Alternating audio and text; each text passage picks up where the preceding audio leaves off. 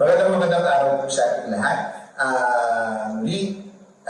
Samahan niyo po ako sa panibago ng mga video. Siyempre, for today's video, ipakikita ko sa inyo, magbibigay ako ng dalawang tips, no? Kung paano ako nagkakanding ng itlog and kung paano ako nagpapailaw ng manok.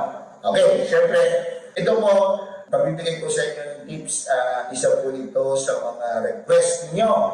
Nakita po ninyo last time na nag-upload po ako ng video kung paano po ako nagsasayang ng itlog sa incubator. Ano po? So, this time naman, makikita ko sa inyo paano ba ako nagkakanding ng itlog. Ito, makikita ninyo sa video, mapapansin po ninyo yung pagkakanding ko ng itlog. Ayan, pinapatay ko yung ilaw. Walang ilaw dapat para makita po ninyo, pag tinapat po ninyo yung ating ilaw. Meron po akong binili na tinatapat ko yung pang-handling doon sa itlog para makita ko kung may similya o wala yung itlog. Okay, so yan, ito yung ginagawa ko. Ayan, so makikita nyo, may similya. Kapag may similya, inihiwalay ko. Pagka walang similya, ibinabalik ko. Okay, so mapapansin nyo diyan, pag may similya, guys, makikita ninyo na meron siyang parang ugat na red. Yan na, makikita ninyo. So parang nabubuo pala yung sisiw ng itlog. So yan. So tuloy-tuloy ko lang ginagawa yan. So normally 10 days, no? 10 days ako, first canting ko, makikita na ninyo, para maihiwalay nyo na po yung walang sisiw at hindi po natin naiiwasan na meron pong tinatawag tayong buhok.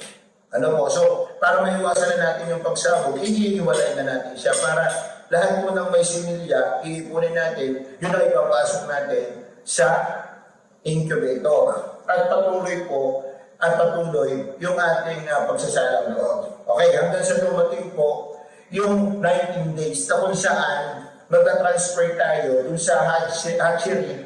Okay? At gusto magta-transfer natin ng hatchery, kakandin uli natin siya para malaman natin, patuloy natin may hiwalay yung mga wala similya. Kasi po, may tendency kasi na kahit po nakandin na ninyo, akala ninyo meron siyang red, may guhit-guhit siya, na parang dugo, pero hindi po minsan tumutuloy yun.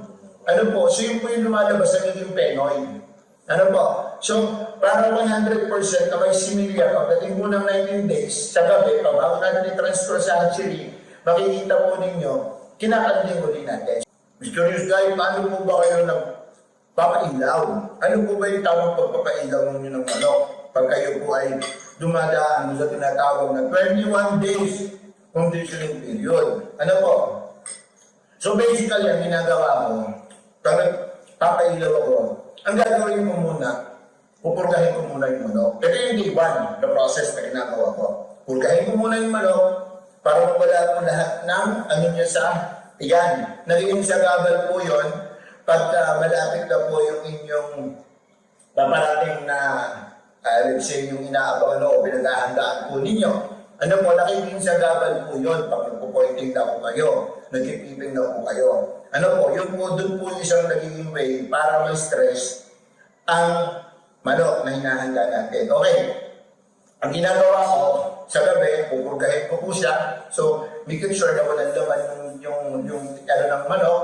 Okay? At papapansin ko sa umaga, pag gising ninyo, yung ipot niya, nandun na kasama na lahat.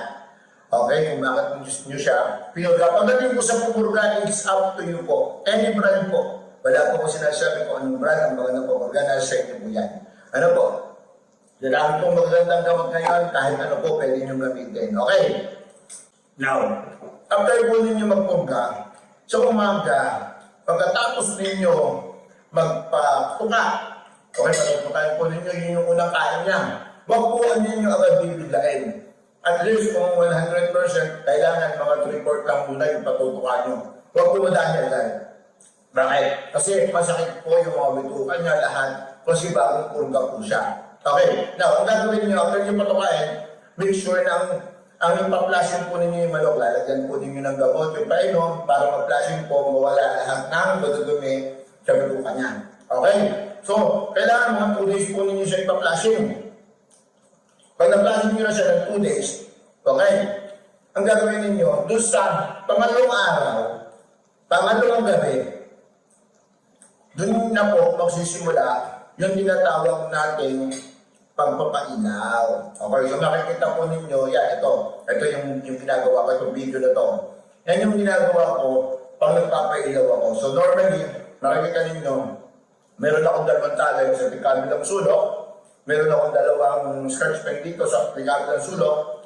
Yan, yun yung way ko kung paano ko nagpapagalaw, nagpapailaw ng manok. So malayo, may distansya, para yung manok maging alerto. Okay? So, yan lang basically ang ginagawa ko. Lalo pag ang manok, hindi pa masyado sa ilaw. So, napaka-importante po niyan guys ha. Pag nag-ahanda kayo ng manok, very important po na magpapailaw kayo ng manok. Dapat maliwanag yung ilaw, maraming ilaw, hindi nila nakikita yung anino nila. Okay? So, para pagdating po, doon sa araw na yun, nagdaantay ninyo, yung manok po ninyo hindi mag-adjust, hindi manibago. So dapat sanay siya. Komportable siya pag tumapok sa naglalas. Ano po? So lagi po ninyo tatandaan, ayan. Ilan lang po ito sa mga tips na ginagawa ko. Okay? Para magpailaw ng manok. So after ko magpailaw, every night lang, ginagawa ko po yan. Ano po, every night ginagawa ko po ang pag-iilaw. So madaling araw naman, yan na po ako nagsisimula ng pagpapakaskas. Okay, bago ko pagpapuli ang aking pagkain, maraming salamat po sa mga hindi pa po nakaka-subscribe kay Mysterious Guy channel. Pakisubscribe na po, okay? At pakipollow, like, and share na rin po tayo sa FB page natin. Mysterious Guy, meron din po tayong IG and TikTok. Maraming salamat po sa inyong lahat sa patuloy pong suporta at patuloy po tayong gagawa ng videos. God bless po sa inyong lahat.